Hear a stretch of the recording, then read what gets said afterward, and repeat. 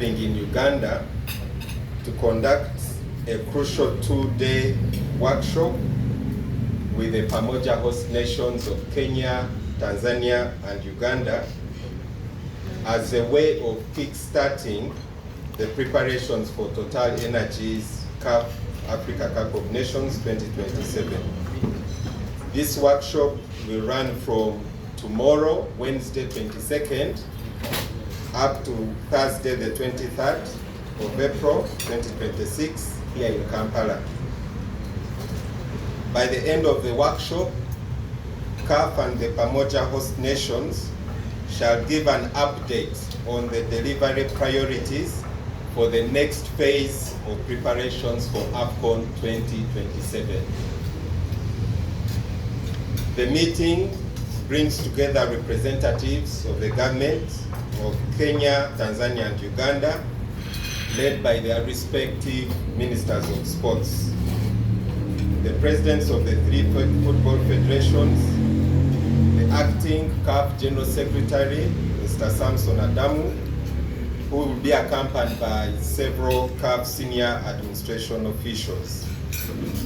It is important for the public to note and the media that this workshop or visit by CAF is not an inspection visit for the AFCON 2027 competition and support facilities.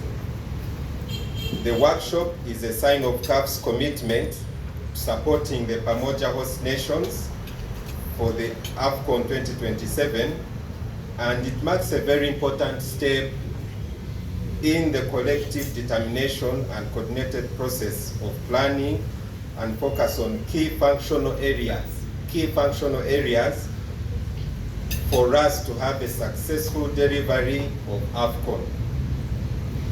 These key areas that CAF will address this week include safety and security, infrastructure, procurement, finance, media, ticketing, and commercial operations.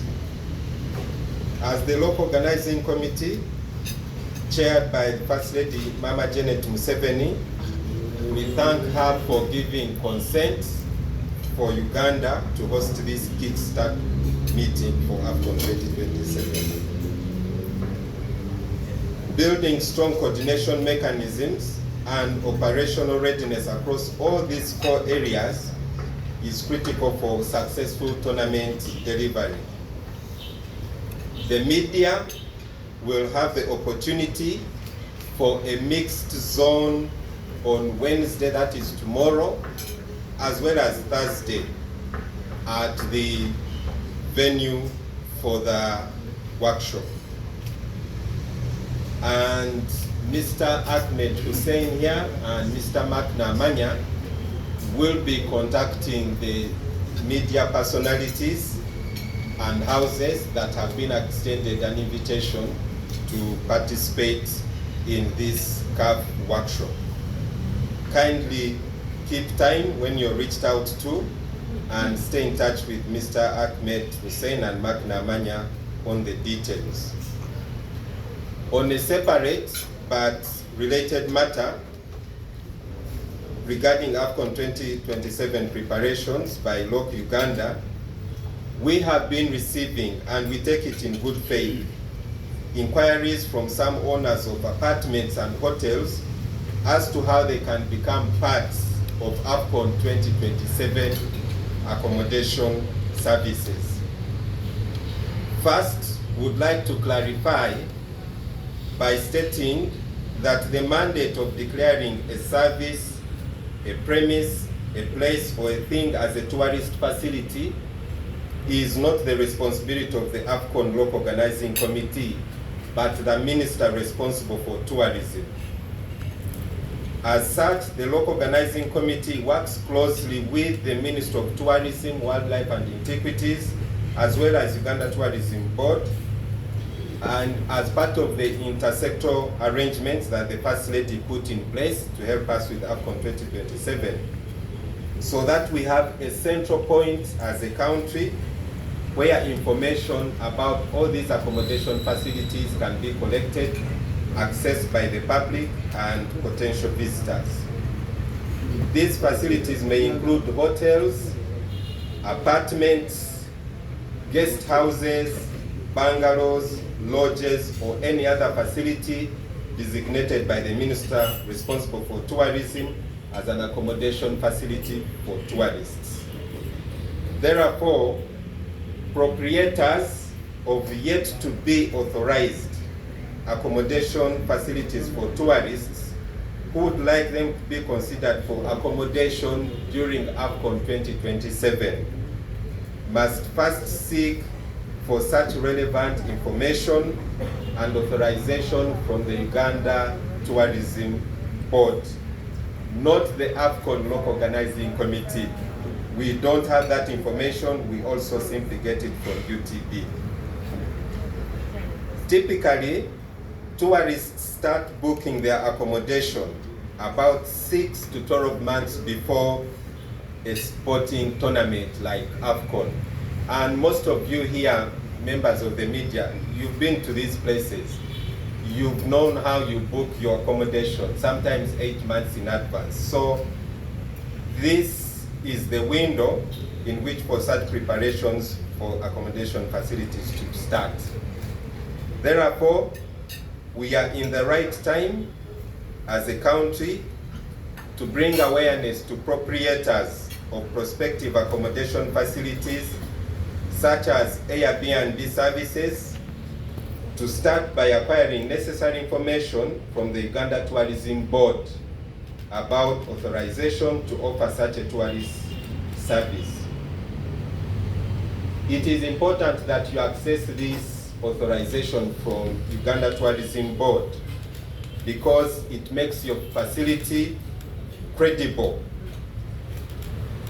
With an estimated at least 500,000 visitors to come to Uganda to experience AFCON 2027, there are plenty of business opportunities, and we encourage the public, the private sector, individuals to tap into the tourist accommodation facility. Even these other countries that are first world, no one has the room capacity in a single city to take up 500,000 visitors at a go. So Airbnb services are very, very critical, and even some visitors don't necessarily want to stay in hotels. So you need to be mindful of that. So we encourage proprietors of Airbnb and these services, please tap into this opportunity. Next, we would like also to inform the public that there are other business opportunities AFCON is bringing on board that you can tap into. It is not just about accommodation.